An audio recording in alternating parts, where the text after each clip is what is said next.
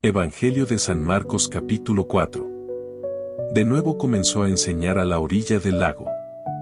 Acudió a él tanta gente que subió a sentarse en una barca en el lago, mientras toda la gente se quedó en tierra en la orilla. Les enseñó muchas cosas en parábolas. Les dijo: Escuchad, salió el sembrador a sembrar. Y, al sembrar, parte de la semilla cayó junto al camino, vinieron las aves y se la comieron. Otra parte cayó en un pedregal, donde no había mucha tierra, y brotó enseguida porque la semilla no tenía profundidad en la tierra. Pero al salir el sol la abrazó, y por no tener raíz se secó. Otra cayó entre zarzas, las zarzas crecieron, la ahogaron y no dio fruto. Otra parte cayó en tierra buena y dio fruto lozano y crecido, una 30, otra 60 y otra 100. Y añadió: el que tenga oídos que oiga. Cuando se quedó a solas, los 12 y los que estaban a su alrededor le preguntaron el significado de las parábolas. Y les dijo: a vosotros se os ha dado conocer los secretos del reino de Dios, pero a los demás, a los que están fuera, todo les llega en parábolas. Para que aunque miren no vean y aunque oigan no entiendan, no sea que se conviertan y sean perdonados. Y les dijo: ¿no entendéis esta parábola? ¿Cómo, entonces, vais a entender las demás parábolas? El sembrador siembra la palabra. Los sembrados en el pedregal son aquellos que oyen la palabra y la aceptan con alegría. Pero no tienen raíces, son inconstantes y, en cuanto les sobreviene, a causa de la palabra, una tribulación o persecución, inmediatamente se vienen abajo. Los que reciben la semilla entre zarzas son los que oyen la palabra. Pero en ellos brotan las preocupaciones del mundo, el engaño de las riquezas y demás ambiciones, y ahogan la palabra haciéndola infructuosa. Los que reciben la semilla en tierra buena son aquellos que oyen la palabra, la aceptan y dan fruto, el 30, el 60 o el 100 por uno. También les dijo: ¿acaso se trae una lámpara para ocultarla en una vasija o ponerla debajo de la cama? ¿No es para colocarla en el candelero? Porque nada hay oculto que no sea descubierto, y nada secreto que no sea puesto en claro. El que tenga oídos para oír que oiga. Les decía también: atención a lo que oís. Con la misma medida con que midáis seréis medidos, y se os dará con creces. Porque al que tiene se le dará, y al que no tiene, aun lo que tiene se le quitará. También les dijo: el reino de Dios es como un hombre que echa una semilla en la tierra. Lo mismo si está dormido como si está despierto, si es de noche como si es de día, la semilla, sin que él sepa cómo, germina y crece. La tierra por sí misma da el fruto, primero la hierba, luego la espiga, después el grano gordo en la espiga. Y cuando el fruto está maduro, el hombre echa la hoz porque es el tiempo de la cosecha. También les dijo: ¿con qué compararemos el reino de Dios o con qué parábola lo explicaremos? Es como un grano de mostaza, que, cuando se siembra, es la más pequeña de las semillas de la tierra. Pero, una vez sembrada, crece y se hace la más grande entre todas las hortalizas, y echa ramas tan grandes que las aves pueden anidar a su sombra. Con muchas parábolas por el estilo les exponía la doctrina según ellos podían comprenderla. Y no les hablaba sin parábolas, a sus discípulos se las explicaba a solas. Aquel mismo día, ya caída la tarde, les dijo: pasemos a la otra orilla. Y dejando a la gente, lo llevaron con ellos en la barca tal como se encontraba, y le acompañaban otras barcas. Se levantó entonces una fuerte borrasca, y las olas saltaban por encima de la barca, de suerte que estaba a punto de llenarse. Jesús estaba durmiendo sobre un cabezal en la popa. Ellos lo despertaron y le dijeron: Maestro, ¿no te importa que perezcamos? Él se levantó, increpó al viento y dijo al mar: calla. Cálmate. Y el viento cesó y se hizo una gran calma. Después les dijo: ¿por qué sois tan miedosos? ¿Por qué no tenéis fe? Ellos quedaron sumamente atemorizados, y se decían unos a otros: ¿quién es este, que hasta el viento y el mar le obedecen? Jesús comienza enseñando junto al mar y su voz resuena como la de un narrador sabio. Nos cuenta la parábola del sembrador que sale a esparcir la semilla. Una parte cae en el camino, es pisoteada y las aves se la comen. Otra cae en terreno pedregoso, donde brota rápido pero sin raíces profundas y el sol la quema.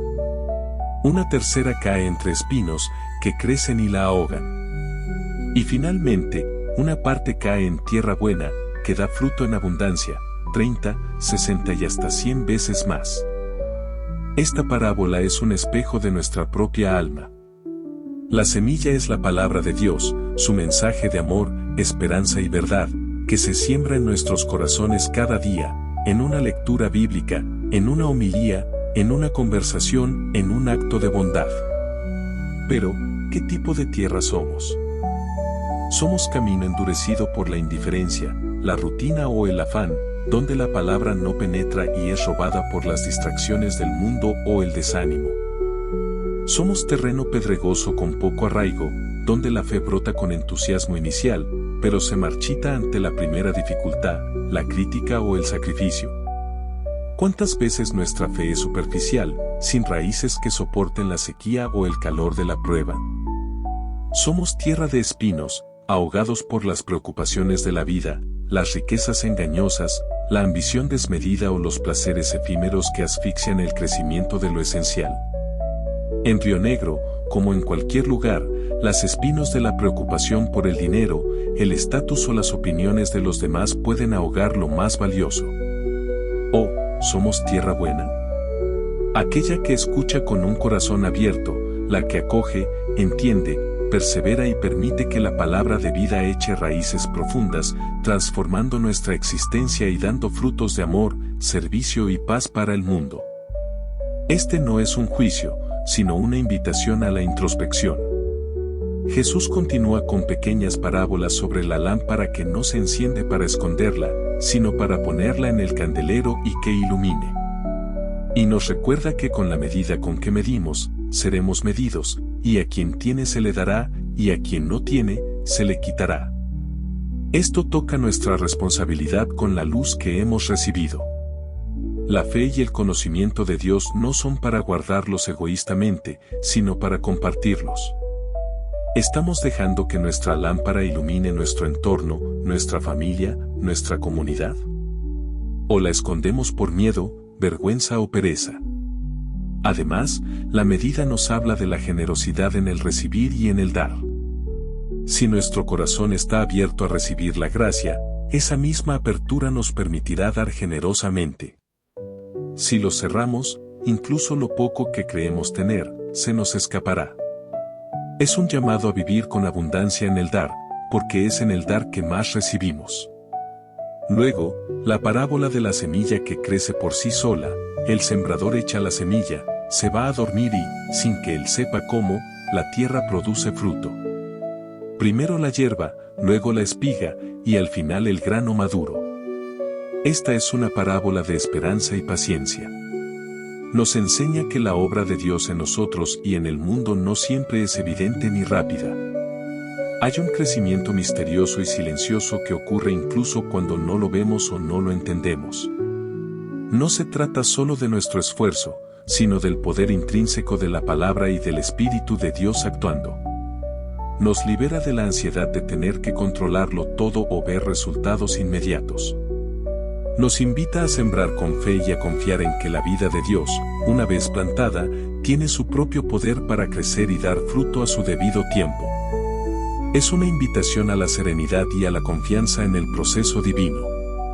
Jesús describe el reino de Dios como un grano de mostaza, la más pequeña de todas las semillas, que al crecer se hace la más grande de las plantas del huerto, con ramas tan grandes que los pájaros pueden anidar en ellas.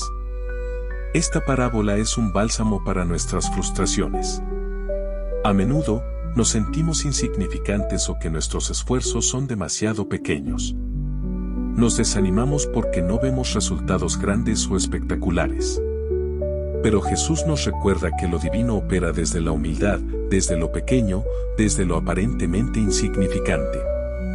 Un pequeño acto de bondad, una palabra de aliento, un momento de oración sincera, una decisión de fe tomada en silencio, puede ser esa semilla de mostaza que, con el tiempo, se convierte en algo inmenso.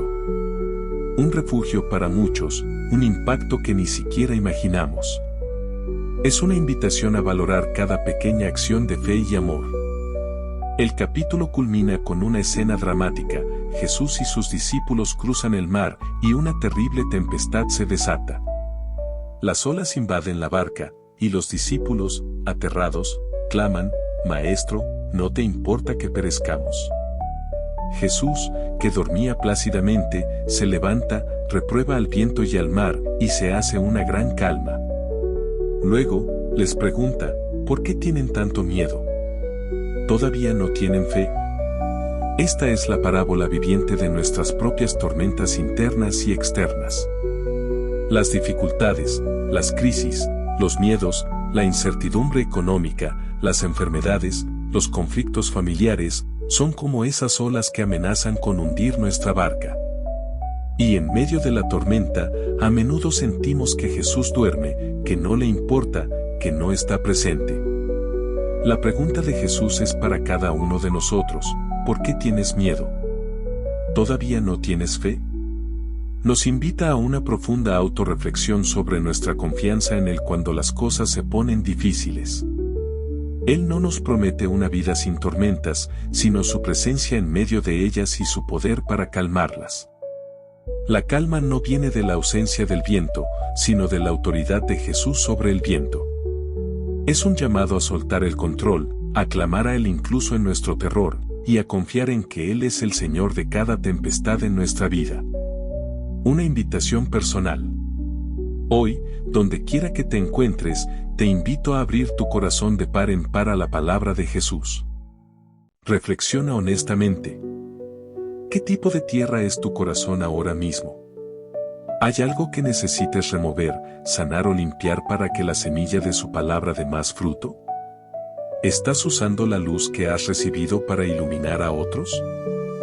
¿Confías en el crecimiento silencioso de la semilla de Dios en tu vida, incluso cuando no lo ves? Y sobre todo, en medio de tus propias tempestades, ¿dónde está tu fe?